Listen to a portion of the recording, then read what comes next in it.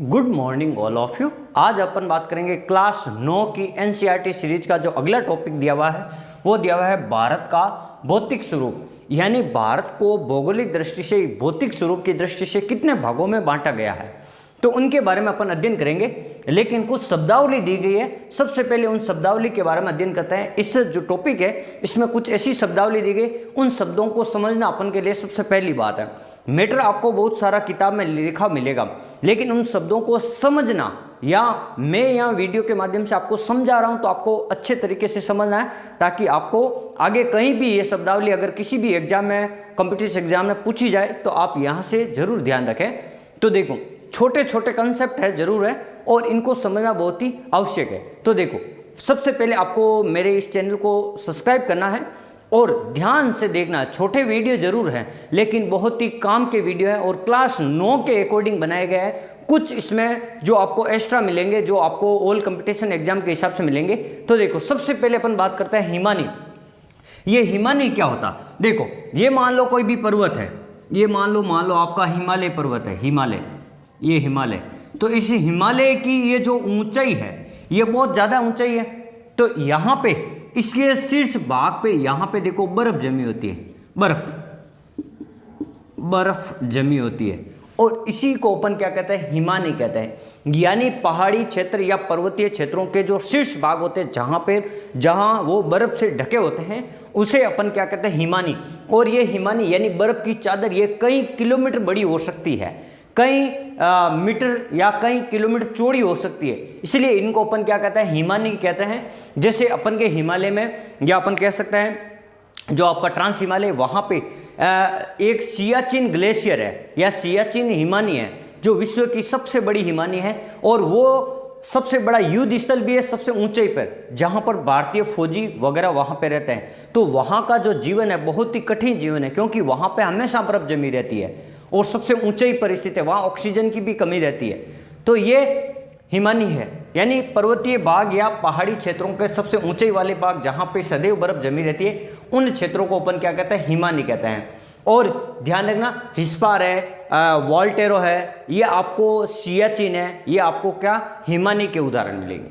फिर अपन बात करते हैं दोआब। दोआब क्या होता है? जैसे मान लो आपकी ये आपकी नदी है, मान लो कोई नदी है, जैसे एक नदी मान ली, ये आपकी सिंधु नदी है, सिंधु नदी। फिर आपकी मान लो ये झेलम नदी है, ये आपकी झेलम नदी है, ठीक है, ये झेलम नदी है। फिर आपकी सिंधु झेलम, ये मैं लिख देता हूँ, झेलम, सिंधु झेलम, SHC, चिनाब, ये लिख दिया मैंने, चिनाब, रावी, ये लिख दिया मैंने, रावी, ये मैंने लिख दिया व्यास, और ये मैंने लिख दिया आपका सतलज। ये देखो नदियाँ, ये नदियाँ इस प्रकार से फैली हुई है और मुख्य नदी आपकी चिनाब है। ये सारी नदियाँ क्या करेगी? ये ऊपर से ये झेलम आ जाएगी इसमें, और ये रावी और व्यास, ये झेलम यहाँ चिनाब इसमें मिल जाएगी और ये सारी नदियाँ इसमें मिल जाती हैं, ठीक है। तो ये चीज़ आपको ध्यान रखनी है। तो देखो, अब दो नदियों के मध्य का देखो, ये जो क्षेत्र होता है, ये वाला दो नदियों के मध्य का जो उपजाऊ क्षेत्र होता है, इनको अपन क्या कहते हैं? दुआब कहते हैं, जहाँ पर कृषि कार्य हो सकते हैं। तो ये दो नदियों के मध्य का क्षेत्र हो गया। ये देखो, दो नदियों के मध्य का जो क्षेत्र होता है उसे अपन दुआब कहते हैं। ये उपजाऊ मैदान होता है, ये कृषि कार्य के लिए बहुत ही महत्वपूर्ण क्षेत्र है, ठीक है। तो ये मैं आपको नाम बता देता हूं, सिंधु और सतलज नदी के मध्य, सिंधु और झेलम, सिंधु और झेलम के मध्य देखो सिंधु सागर दुआब है। कौन सा है? सिंधु सागर दुआब है। सिंधु रचना, आपको ध्यान रखना, इन सभी नदियों के मध्य है सिंधु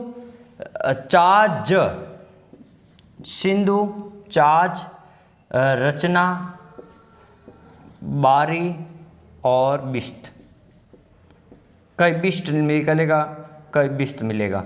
तो देखो, सिंधु और झेलम नदी के मध्य है सिंधु सागर दुआब, झेलम और चिनाब के मध्य चाज दुआब, और चिनाब और रावी के मध्य रचना, रावी और व्यास नदी के मध्य है आपका बारी दुआब या वारी दुआब, और व्यास और सतलज नदी के मध्य बिष्ट या बिष्ट दुआब है।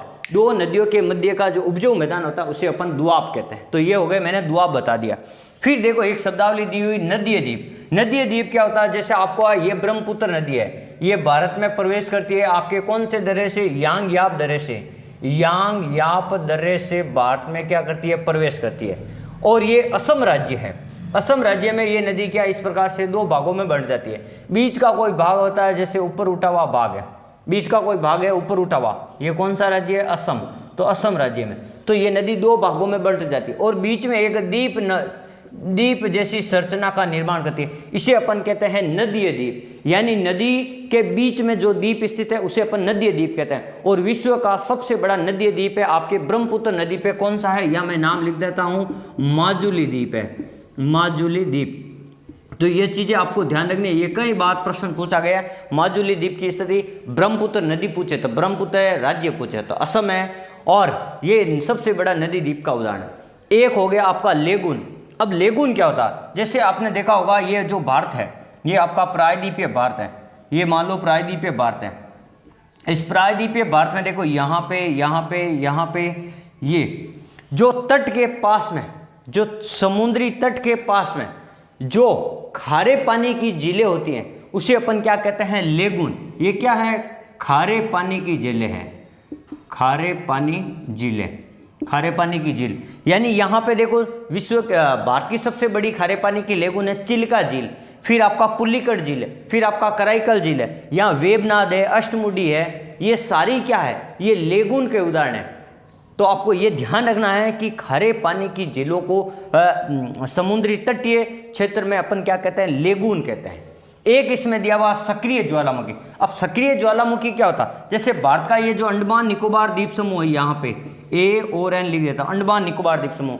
तो सक्रिय ज्वालामुखी का मतलब है एक इस प्रकार का ज्वालामुखी विस्फोट जहाँ से वर्तमान में लगातार जो लावा है वो निकलता रहता है, वो जारी है लगातार।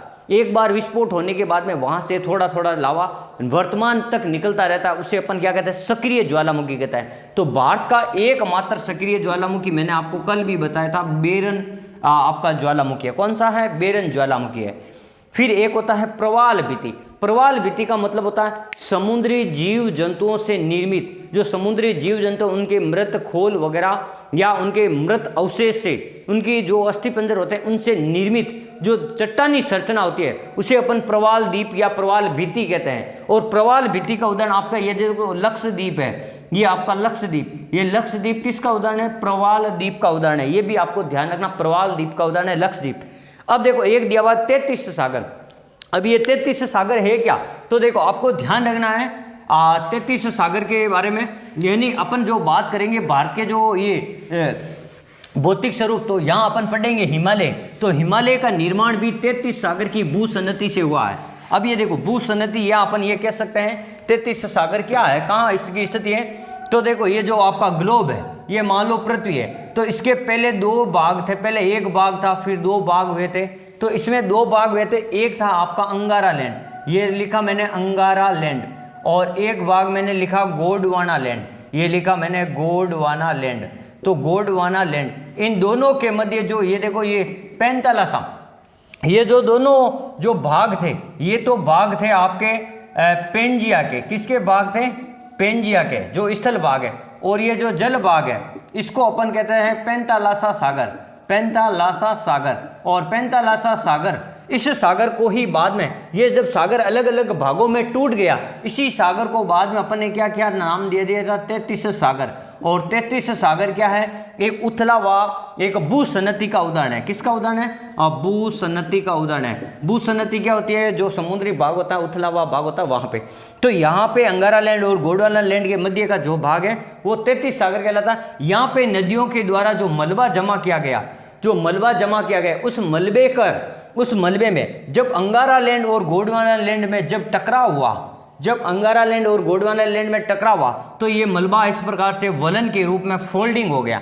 ये मलबा इस प्रकार से वलन के रूप में फोल्डिंग हो गया, और इसी के फोल्डिंग होने से या इसी के वलन पड़ने से अपन के हिमालय का निर्माण हुआ है। किसका निर्माण हुआ है? हिमालय का।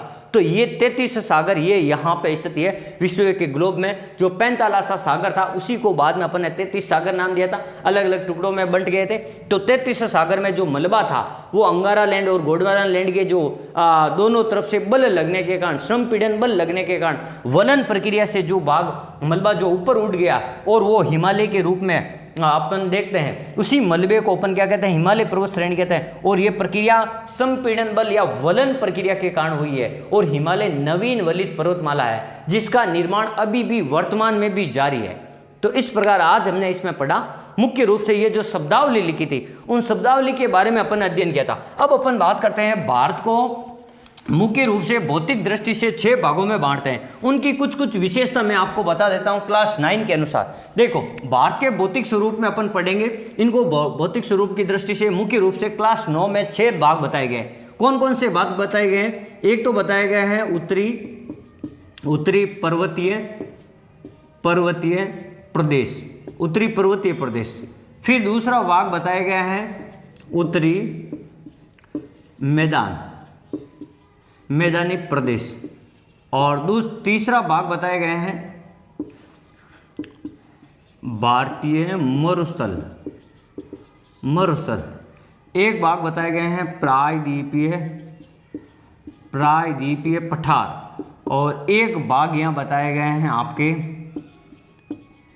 तटीय प्रदेश और एक भाग बताए गए हैं द्वीप समूह।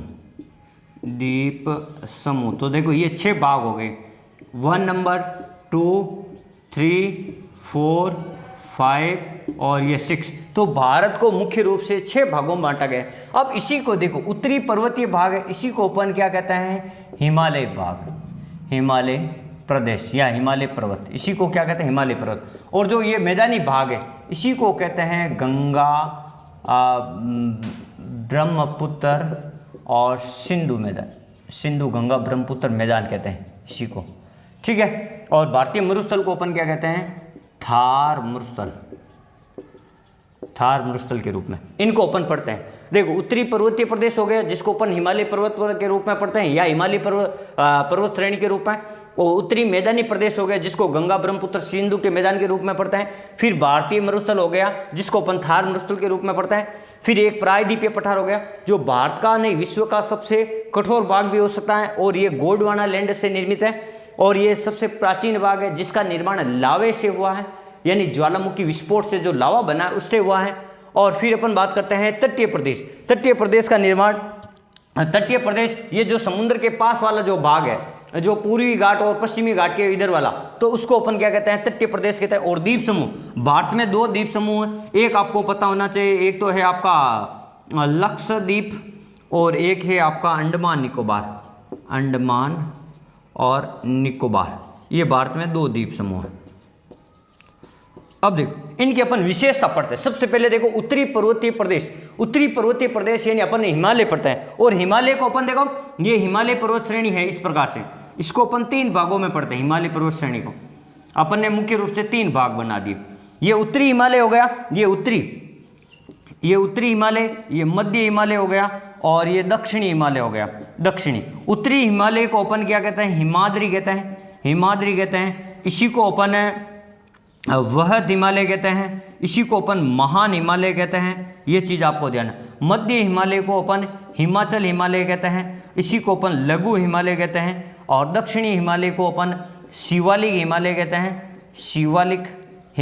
हैं, इसी को अपन बाह्य हिमालय कहते हैं। ये चीज़ आपको ध्यान होना चाहिए। जितने भी जो ऊंची ऊंची चोटियां हैं, माउंट एवरेस्ट है, कंचनजंगा है, नंदा देवी है, आपका नामचा बरवा है, मेकालू है, अन्नपूर्णा है, धौलागिरी है, ये सारी उत्तरी हिमालय की वह चोटियां हैं, ये ध्यान रखना। अब हिमालय की सबसे ऊंची चोटी पूछी जाए हिमालय श्रेणी की, तो आपको ध्यान रखना माउंट एवरेस्ट है जो नेपाल देश में स्थित है। और भारत की सबसे ऊंची चोटी पूछी जाए भारत की, तो आपको ध्यान रखना K2 है, गोडविन ऑस्टिन है। अगर ऐसा पूछा जाए भारत में हिमालय श्रेणी की सबसे ऊंची चोटी कौन सी है, तो आपको ध्यान रखना कंचनजंगा। कौन सी है? कंचनजंगा। तो 3 प्रश्न मैंने आपको बता दिए। फिर अपन बात करते हैं ये मध्य हिमालय, जितने भी दून द्वार या जितने भी जो हिल स्टेशन है, आपका रानीखेत हो गया, मंसूरी हो गया, नैनीताल हो गया, मनाली हो गया, शिमला हो गया, लोहांग स्पीति हो गया, लाहौल स्पीति हो गया, लाहौल स्पीति हो गया, ये सारे आपके मध्य हिमालय में मिलेंगे। दून का मतलब है घाटियों के मध्य का जो क्षेत्र है वो दून कहलाता है। जैसे हरिद्वार, देहरादून है, पाटली दून है, ये सारे आपको कहाँ मिलेंगे? मध्य हिमालय मिलेंगे। और द्वार का मतलब है जो अपन कह सकते हैं छोटे छोटे कंकड़ पत्थरों से निर्मित जो क्षेत्र हैं, जैसे हरिद्वार ये तो। और ध्यान रखना, गंगा नदी मैदानी क्षेत्र में कहाँ प्रवेश करती है? हरिद्वार में प्रवेश करती है। तो ये आपका मध्य हिमालय हो गया। फिर अपन दक्षिणी हिमालय की बात करते हैं। दक्षिणी हिमालय अपन को पता है कि सबसे ज्यादा भूकंप से प्रभावित क्षेत्र है इन तीनों हिमालय में। ये देखो, इसका निर्माण सबसे पहले हुआ तो सबसे प्राचीन है, सबसे कठोर चट्टान है, सबसे ज्यादा ऊंचाई है, सबसे ज्यादा ऊंचाई इस पर्वत श्रृंखला की है, उत्तरी हिमालय की। फिर मध्य हिमालय मध्य श्रेणी का है, कम आपका इस पहले वाले से कम आपका प्राचीन है, ये आपको ध्यान रखना। और बाह्य हिमालय या शिवालिक हिमालय, यहाँ पर सर्वाधिक भूकंपीय घटना होती है क्योंकि इसका निर्माण सबसे बाद में हुआ, ये इतना कठोर नहीं है। ठीक है, तो ये चीज आपको ध्यान रखनी, हिमालय के क्षेत्र के बारे में आपको ये ध्यान रखना। फिर अपन बात करते हैं, आपको पता होना चाहिए हिमालय है, इसके ऊंचाई वाले भागों पे बर्फ जमी होती है और उन्हीं बर्फों को अपन ने क्या कहा था? नाम दिया था हिमानी, नाम दिया था। कहीं आपको हिम टोपी नाम मिलेगा। तो फिर अपन बात करते हैं उत्तरी गंगा का मैदान। ये जो मैदानी भाग है, अब देखो ये जो मैदान है ये आपको पता होना चाहिए, ये जो मैदान है ये वाला, इस प्रकार से ये मैदान फैला हुआ, ये गंगा का मैदान मुख्य रूप से। इधर सिंधु नदी का मैदान हो गया, ब्रह्मपुत्र का असम में मैदान हो गए, और बीच में गंगा का मैदान। गंगा के मैदान को भी अपन तीन भागों में बांटते हैं, ये उच्च गंगा का मैदान, ये मध्य गंगा का मैदान, और ये निम्न गंगा का मैदान, निम्न गंगा का मैदान। और भारत का वो क्षेत्र जो सबसे ज्यादा कृषि के लिए उपजाऊ भूमि रखता है वो गंगा का मैदान रखता है, क्योंकि जलोढ़ मिट्टी से निर्मित है और जलोढ़ मिट्टी नवीन मिट्टी होती है, जहां पर उपजाऊ मिट्टी होती है, इनके साथ में किसी भी प्रकार की कृषि अपन कर सकते हैं। तो ये चीज आपको ध्यान होना चाहिए, क्योंकि यहाँ उपजाऊ मिट्टी है, तो जलोढ़ मिट्टी है। तो ये जो ऊपरी जो उच्च गंगा का मैदान है, इसका विस्तार अपन बात करेंगे जो आपका उत्तर प्रदेश है, उत्तर प्रदेश का पश्चिमी भाग, वहां पे इसका विस्तार मिलेगा उच्च गंगा का मैदान का। मध्य गंगा का मैदान का उत्तर प्रदेश का पूर्वी भाग और कुछ क्षेत्र बिहार का मिलेगा, बिहार का पश्चिम भाग। फिर अपन बात करते हैं निम्न गंगा का मैदान। निम्न गंगा का मैदान आपके पूर्वी बिहार और पश्चिम बंगाल क्षेत्र में आपको मिलेगा। और अगर इधर अपन बात करें ब्रह्मपुत्र का मैदान, ये ब्रह्मपुत्र का मैदान असम में मिलेगा। तो ये आपको मैदानी क्षेत्र मिलेंगे इस प्रकार से। और मैदानी क्षेत्र में सबसे ज्यादा कृषि गतिविधियां हैं, सबसे ज्यादा परिवहन है, सबसे ज्यादा जनसंख्या है, सबसे ज्यादा आर्थिक विकास की दृष्टि से महत्वपूर्ण स्थान है गंगा का मैदान। सबसे ज्यादा जनघनत्व है, सबसे ज्यादा उपजाऊ मिट्टी है, तो सबसे ज्यादा सुख सुविधाएं सबसे ज्यादा वहीं पर। तो ये आपका गंगा का मैदान हो गया। फिर अपन बात करते हैं भारतीय मरुस्थल के बारे में। ये जो भारतीय मरुस्थल है ये कहाँ पे है? देखो, आपको पता होना चाहिए भारत की जो मरुस्थल है ये स्थिति है आपकी भारत की, और यहाँ पे है आपका राजस्थान, यहाँ पे है राजस्थान, और यहाँ पे है गुजरात, यहाँ पे है आपका पंजाब, और यहाँ पे हरियाणा। तो ये वाला जो क्षेत्र है, ये वाला राजस्थान, पंजाब, हरियाणा, तो यहाँ पे जो मरुस्थल है उसी को अपन थार के मरुस्थल के नाम से जाना जाता है या भारतीय मरुस्थल के नाम से जाना जाता है। अब थार के मरुस्थल में क्या है? यानी जीवन जीना बहुत ही कठिन है, विषम परिस्थितियां, यहाँ पे पेड़ पौधे कम है, यहाँ पे वर्षा कम होती है, यहाँ पे उपजाऊ मिट्टी नहीं है, यहाँ पे बंजर मिट्टी है, यहाँ पे छोटी छोटी झाड़ियां हैं, यहाँ दूर दूर तक पानी नहीं है। तो ये सारी जो कंडीशन है विषम, जहाँ पे जीवन के जीने के प्रतिकूल परिस्थितियां हैं, तो यहाँ पे आपको ध्यान रखना ये थार के मरुस्थल की विशेषता है। और थार के मरुस्थल में आपको पता होना चाहिए कोयले के भंडार हैं, आपको गैस के भंडार मिलेंगे और पेट्रोल के भंडार आपको मिलेंगे। ये जो मरुस्थल है ये खनिजों की दृष्टि से भी महत्वपूर्ण स्थान रखता है। और ध्यान रखना है ये जो मुख्य रूप से आपके जो ये मरुस्थल है इसका निर्माण मुख्य रूप से आपके पवन के द्वारा हुआ है। पवन के द्वारा यहाँ की मिट्टी को उड़ाकर दूसरे स्थान पर ले जाना, या अपन कह सकते हैं जो बंजर भूमि है उनका उड़ उड़ के दूसरी जगह जाना वातगर्त के रूप में। तो यहाँ पे बालू का स्तूप का निर्माण होता है। तो ये जो क्षेत्र है ये आपका क्या कहलाता है? मरुस्थल कहलाता है। ठीक है, ये देखो यहाँ कच्छ गुजरात से भी शुरू हो जाता है, यहाँ पर भी मरुस्थलीय इलाका है।